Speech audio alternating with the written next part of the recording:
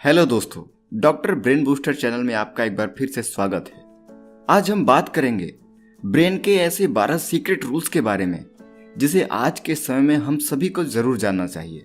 इन 12 rule को जानकर, इसे समझकर आप अपने दिमाग की शक्तियों को 12 गुना और अधिक बढ़ा सकते हैं और दूसरों से ज्यादा सफल बन सकते हैं। इन सभी 12 रूल्स को एक famous molecular biologist doctor John मेडिना ने अपनी बुक में एक्सप्लेन किया है। उन्होंने जिंदगी भर ब्रेन साइंस पर डीप रिसर्च करने के बाद इन 12 रूल को डेवलप किया। उन्होंने अपनी जिंदगी का सबसे ज्यादा समय मेंटल हेल्थ को समझने में बिताया है और उसके बाद उन्होंने इन 12 रूल को अपने बुक में लिखा। तो चलिए देर न करते हुए इन 12 रूल को हम समझते हैं और अपने दिमाग की समझ को और अधिक बढ़ाते हैं। इन सभी 12 ब्रेन रूल्स में सबसे पहला रूल है survival. The human brain evolve to survive. इंसान का दिमाग जिंदा रहने के लिए बदलाव करता रहता है। आइए इसे समझते हैं। ब्रेन ने सरवाइव करना सीखा है, वरना हम लोग आज तक खत्म हो चुके होते। हमने हजारों वर्षों से तरह तरह की मुसीबतों, तरह तरह की परेशानियों से लड़ते हुए अभी तक जिंदा हैं और आगे भी जीवित रहेंगे। ऐसा हमारा दिमाग कैसे कर पा रहा है? यह अपने आप को बदलता जा रहा है।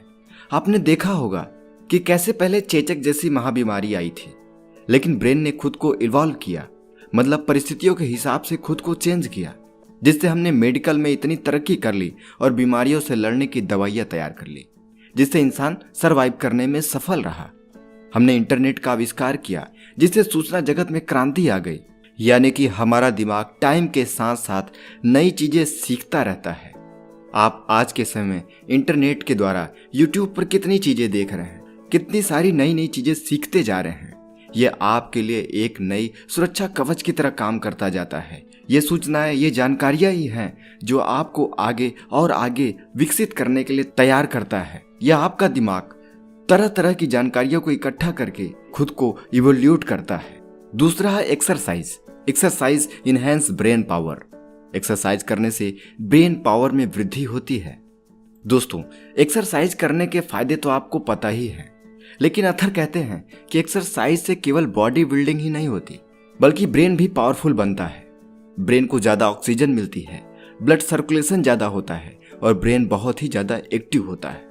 एक्सरसाइज करने से स्ट्रेस और डिप्रेशन भी दूर हो जाते हैं, लेकिन वहीं लेजी लोगों का दिमाग उनकी तरह ही सुस्त हो जाता है। बहुत से लोग एक्सरसाइज नहीं करते। उन्हें लगता है कि एक्सरसाइज सिर्फ जिम में होते हैं और उनके पास इतना टाइम नहीं है कि वो जिम जा सके, लेकिन ऐसा बिल्कुल भी नहीं है। आप अगर 15 से 20 मिनट सिर्फ वॉक करेंगे तो भी बहुत ही ज्यादा फायदा मिलता है। थोड़े से पुशअप और सिटअप्स भी कर लें तो आपकी बॉडी भी टोन्ड हो जाएगी और ब्रेन पावर भी बढ़ जाती है। आपको सिर्फ बॉडी से ही नहीं, ब्रेन से भी एक्सरसाइज करनी चाहिए। तो आज से ही आप एक्सरसाइज करना शुरू करिए। तो आज से ही आप अपने बॉडी के साथ साथ ब्रेन से भी एक्सरसाइज कराना शुरू करिए। रिजल्ट आपके सामने होगा। तीसरा रूल है wiring. All brains are differently wired. यानी हर दिमाग एक अलग तरीके से व्यवस्थित किया गया है। दोस्तों, बचपन से ही सब में हमें यही बताया है कि सबका ब्रेन एक जैसा होता है, लेकिन यहाँ लेखक कहते हैं कि बिल्कुल ऐसा नहीं है। सबका ब्रेन अलग तरीके से वायर्ड होता है। वायरिंग का मतलब है ब्रेन के सेल्स यानी न्यूरॉन्स की अरेंजमेंट। यह अरेंजमेंट हर ब्रेन में अलग अलग होती है, इसलिए हर ब्रेन अलग तरीके से काम करता है। क्या आपके पेरेंट्स ने कभी कहा है कि देखो उस रिश्तेदार के बेटे के मैथ्स में कितने ज्यादा मार्क्स आए हैं, तुम्हारे क्यों नहीं आते हैं? किसी न किसी के बच्चे को तो ऐसा कहा ही जाता होगा। लेकिन यहीं पर लोग गलत सोच लेते हैं। हो सकता है आपका दिमाग मैथ के लिए न बना हो, आपका ब्रेन बिजनेस के लिए बना हो, यूट्यूबर बनने के लिए बना हो, एक्टर बनने के लिए बना हो या कोई खिलाड़ी बनने के लिए बना हो, क्योंकि आपके ब्रेन की वायरिंग उस रिश्तेदार के बच्चे के ब्रेन से अलग होगी। इसलिए आपने देखा होगा, असल में हमें अपने ब्रेन की पावर खुद पहचाननी होगी। आखिर आपका ब्रेन किस लिए बना है, आप किस चीज में ज्यादा एक्टिव हैं, आपको उसे पहचानना होगा। आपको अपने उस टैलेंट को पहचानना होगा। फिर देखिए आप उस क्षेत्र में सफल होंगे। अगर आप पेरेंट्स हैं तो अपने बच्चों को दूसरे के साथ कंपेयर करना बिल्कुल बंद कर दीजिए। इससे बच्चे के आत्मविश्वास में कमी आती है, उसमें हीन भावना घर कर जाती है। फिर वो अपनी खूबी को भी निखार नहीं पाता और लाइफ में दूसरों के पीछे चलता रहता है। यहाँ पर लेखक समझाना चाहते हैं कि हर व्यक्ति के दिमाग की वायरिंग, उनके न्यूरॉन्स की अरेंजमेंट अलग अलग होती है, इसीलिए उनके कार्य करने की क्षमता, कार्य करने का तरीका भी अलग अलग होता है। चौथा रूल है attention. Brain can not pay much attention to boring things. दिमाग बोरिंग चीज पर ध्यान नहीं दे पाता है। दोस्तों, बोरिंग चीज किसे अच्छी लगती है? फिर वो चाहे बोरिंग मूवी हो या किसी ऐसे टीचर का लेक्चर हो। आपने खुद देखा होगा कुछ टीचर कितना बेकार पढ़ाते हैं और बोर कर देते हैं। उनका लेक्चर सुनकर स्टूडेंट को नींद आने लगती है। न तो उनके लेक्चर में एनर्जी होती है और न कुछ नयापन। अगर आप ऐसे टीचर हैं तो अपने पढ़ाने के तरीके में कुछ नयापन लाइए। किताब से उठाकर जैसे का तैसा मत बोल दीजिए, थोड़ी मेहनत कीजिए। इंटरनेट और यूट्यूब पर सीखिए। सीखने की कोई उम्र नहीं होती है। नए और इंटरेस्टिंग एग्जाम्पल लाइए। रोचक कहानियां ढूंढिए। बच्चों को मोटिवेट करिए, क्योंकि हमारा दिमाग बोरिंग चीज पर ज्यादा अटेंशन नहीं दे पाता है। Rule number 5, short term memory. कुछ चीजों को दिमाग सिर्फ थोड़े समय के लिए ही याद रखता है। दोस्तों, जो चीजें ज्यादा इंटरेस्टिंग नहीं होती उनके लिए हमारी मेमोरी केवल शॉर्ट टर्म मेमोरी होती है। जैसे क्लास के लेक्चर का एग्जाम्पल फिर से ले लेते हैं। अगर आपको उस टॉपिक में इंटरेस्ट नहीं है तो आपका ब्रेन उसे केवल शॉर्ट टर्म मेमोरी में याद रख सकता है, 1 या 2 घंटे। उसके बाद वो उसे भूल जाएगा। लेकिन अगर आपको मार्क्स लेने हैं तो याद तो रखना ही पड़ेगा, चाहे वो कितना ही बोरिंग क्यों न हो। इसके लिए लेखक ने नई ट्रिक बनाई, रिपीट करने की ट्रिक। आप अपने टॉपिक को 5 बार रिपीट करिए। रात को सोने से पहले, सुबह उठकर, तीसरे दिन, फिर 7वें दिन, 15वें दिन और 1 महीने के बाद। यदि आप अपने टॉपिक को इन 5 बार रिपीट कर लेते हो तो इतना करने पर आपकी short term memory long term memory में बदल जाएगी, जिससे आपके ज्यादा अच्छे मार्क्स आएंगे और आप चीजों को देर तक याद रखने लेंगे। बहुत से स्टूडेंट एग्जाम आने पर ही किताब खोलते हैं, तो अब इस आदत को बदल लीजिए। 15 मिनट ही सही टॉपिक का रिवीजन जरूर करिए। Rule number 6, long term memory. अगर कोई चीज बहुत ज्यादा खुशी या गम से जुड़ी होती है तो ब्रेन उसे ज्यादा देर तक याद रखता है। यही कारण है कि दोस्तों के साथ की ट्रिप हम कभी नहीं भूलते हैं। किसी अच्छी जगह गए हुए हैं तो वहां की एडवेंचरस चीजें हम कभी नहीं भूलते हैं। अगर रास्ते में कोई छोटा सा एक्सीडेंट भी हुआ है तो वह आपको कभी भी नहीं भूलता, आप उसे जिंदगी भर याद रखते हैं। इसलिए हमें किसी भी टॉपिक को अगर याद रखना है तो उसे इंटरेस्टिंग बनाकर समझने या समझाने की कोशिश करनी चाहिए।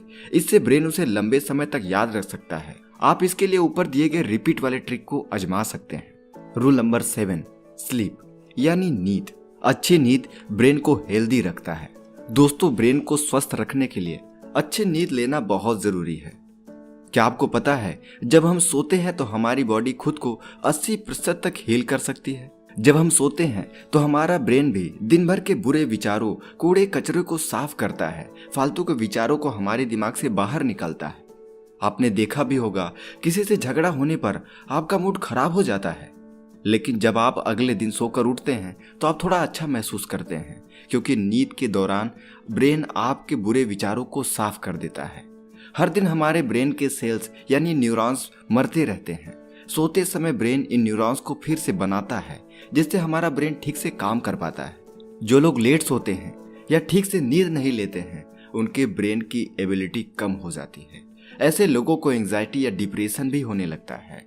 उनकी याद शक्ति कमजोर होने लगती है, हेलुसिनेशन होने लगते हैं और वे गुस्से और चिड़चिड़ेपन के शिकार होते जाते हैं। इसलिए हर एक व्यक्ति को 7 से 8 घंटे की नींद जरूर लेनी चाहिए। इससे आपका दिमाग स्वस्थ रहता है। Rule number 8, stress. स्ट्रेस में ब्रेन कोई भी काम अच्छे तरीके से नहीं कर पाता। स्ट्रेस हमारे ब्रेन के लिए सही नहीं है, क्योंकि स्ट्रेस से हमारे बहुत से न्यूरॉन्स जल्दी मर जाते हैं। इससे मेमोरी और इंटेलिजेंस पर बहुत प्रभाव पड़ता है।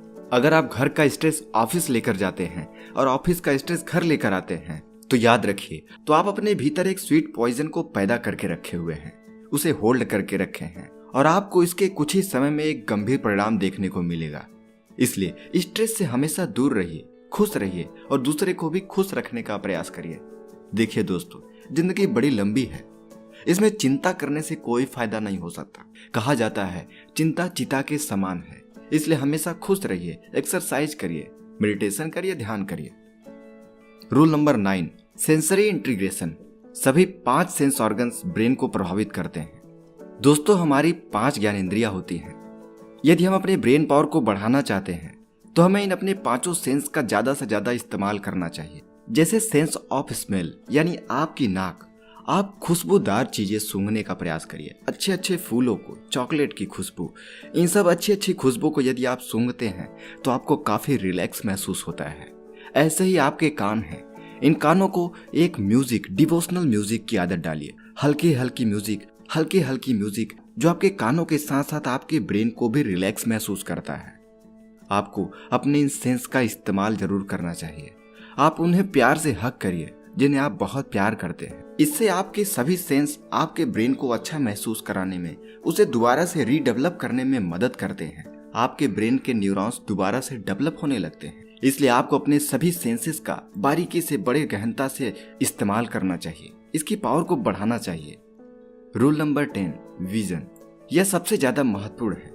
दोस्तों, सभी ज्ञानेंद्रियों में सबसे ज्यादा याद रखने में अगर कोई चीज सहायता करता है तो वह है आपकी दृष्टि, यानी सेंस ऑफ साइट। हम देखी हुई चीज को ज्यादा याद रख पाते हैं बजाय सुनी हुई चीज को। आप अपनी क्लास के बच्चों के चेहरे को याद रख पाते हो, लेकिन उनके नाम शायद आप भूल जाते हो। कुछ साल उनसे न मिले तो शायद आप उनका नाम भूल जाओ, लेकिन आप चेहरा कभी नहीं भूलते हो। ऐसे ही किसी स्टोरी को पढ़कर आप उसे भूल जाते हैं, लेकिन अगर उस स्टोरी पर कोई फिल्म बन जाए तो आप उसका एक एक सीन याद रख पाते हो। सोचिए, अगर मैथ का टीचर बोलकर ही आपको क्वेश्चन समझाए तो क्या किसी को भी समझ में आएगा? जब टीचर बोर्ड पर लिख कर समझाता है तो आप उसे देख पाते हो, तभी आपको समझ में आता है। इसलिए आप भी हो सके तो टफ चीजों को देखकर समझने की कोशिश करिए। इससे आप उसे जल्दी से समझ पाएंगे और उसे जल्दी सीख पाएंगे। यदि आपके जिंदगी के कोई बड़े गोल हैं, तो आप कोशिश करिए आप उसे कहीं लिखिए।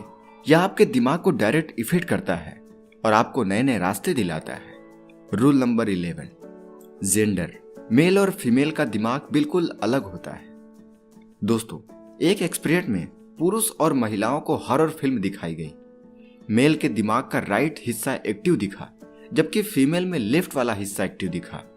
इसका मतलब है मर्द और औरत अलग अलग तरीके से इमोशन को प्रोसेस करते हैं। प्यूबर्टी यानी किशोरावस्था आने पर भी मेल और फीमेल में अलग अलग बिहेवियर दिखते हैं।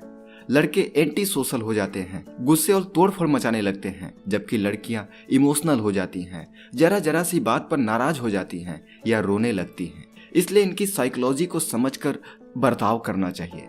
आपको याद रखना चाहिए कि मेल और फीमेल दोनों के ब्रेन के कार्य करने का तरीका एकदम अलग है, इसलिए उनका बिहेवियर भी अलग होता है। उनके सोचने समझने की क्षमता भी बिल्कुल अलग होती है। किसी भी चीज को, किसी भी टफ सिचुएशन को, इजी सिचुएशन को हैंडल करने का तरीका भी बिल्कुल अलग होता है। यहाँ मैं ये नहीं कहना चाह रहा हूँ कि किसी का दिमाग कम या ज्यादा होता है। दोनों का दिमाग बहुत ही पावरफुल है, लेकिन किसी भी चीज को हैंडल करने का तरीका अलग होता है। इसलिए हमेशा हमें मेल और फीमेल के बिहेवियर को समझकर ही, उनके ब्रेन की आदतों को समझकर ही कार्य करना चाहिए। Rule number 12, exploration. Brain explore करने यानी खोजबीन करने के लिए बना है। याद रखिए दोस्तों, मनुष्य का ब्रेन चीजों को एक्सप्लोर करने के लिए बनाया गया है। बचपन में हमारे ब्रेन में बहुत ही ज्यादा क्यूरियोसिटी होती है। हम बहुत से सवाल पूछते हैं और उनके जवाब जानना भी चाहते हैं, लेकिन जैसे जैसे हम बड़े होते हैं, स्कूल और कॉलेज वाले हमारी क्यूरियोसिटी को मार देते हैं। वो हम पर पका पकाया सिलेबस और ज्ञान थोप देते हैं। एग्जाम के नाम पर हम टॉपिक को रट्टा मारने लगते हैं। हमारी क्यूरियोसिटी की कोई कदर ही नहीं करता। इसके अलावा सोसाइटी तरह तरह के डर हमारे अंदर बिठा देती है। यह मत करो, वो मत करो, ये हो जाएगा, वो हो जाएगा, यह तरह तरह की बातें। मतलब बच्चा अपना कुछ नया सोच ही नहीं सकता, जबकि हमारा दिमाग नई नई चीजों को एक्सप्लोर करने के लिए ही बना है। इसे हम रोक नहीं सकते, वो एक्सप्लोर करेगा ही। यदि हम उसे रोकने का प्रयास करते हैं तो हम अपने अंदर ही दबते चले जाते हैं, खुद को बांधते चले जाते हैं। इससे हमारा ब्रेन संकुचित होकर रह जाता है, हमारी क्यूरियोसिटी खत्म हो जाती है। हम कुछ भी एक्सप्लोर करने से डरते हैं और हम लाइफ में कुछ बड़ा कर ही नहीं पाते हैं। लेकिन जिन लोगों में ये क्यूरियोसिटी और एक्सप्लोर करने की क्वालिटी बची रह जाती है, वो जिंदगी में कुछ बड़ा करते हैं। Scientist, traveller, business person, entrepreneur बन जाते हैं। और आइंस्टीन ने भी कहा था, I am not a genius, I am just curious. मतलब मैं जीनियस इसलिए बन पाया क्योंकि मैं चीजों के रहस्य को जानने का बहुत इच्छुक रहता हूँ। दोस्तों, आप भी क्यूरियोसिटी को जिंदा रखिए। नई नई चीजों को समझने, नई नई चीजों को सीखने की क्यूरियोसिटी जगा कर रखिए, जानने की कोशिश करते रहिए। यही आपके ब्रेन की ताकत को बढ़ाता है। आपके मन में अगर कोई सवाल आते हैं तो उसे अंदर मत रखिए, उसका जवाब ढूंढने का पूरा प्रयास करिए। आपका दिमाग एक न एक दिन उसका जवाब अवश्य ही ढूंढ लेगा। बस आप उस क्यूरियोसिटी को अपने अंदर जिंदा रखिए। आप जिस भी क्षेत्र में आगे बढ़ना चाहते हैं, यदि आप इन सभी 12 रूल्स को अपने लाइफ में इम्प्लीमेंट कर देते हैं, आप जिंदगी के एक नए मुकाम पर पहुंच जाएंगे। आपकी जिंदगी में एक नया बदलाव आने लगेगा। आप चीजों को एक अलग नजरिए से देखना शुरू करेंगे। आपको यह जानकारी कैसी लगी आप हमें कमेंट में बताइए, और यदि आप इसे और अच्छी तरीके से समझना चाहते हैं तो जॉन मेडेना की इस बुक को आप जरूर पढ़िए।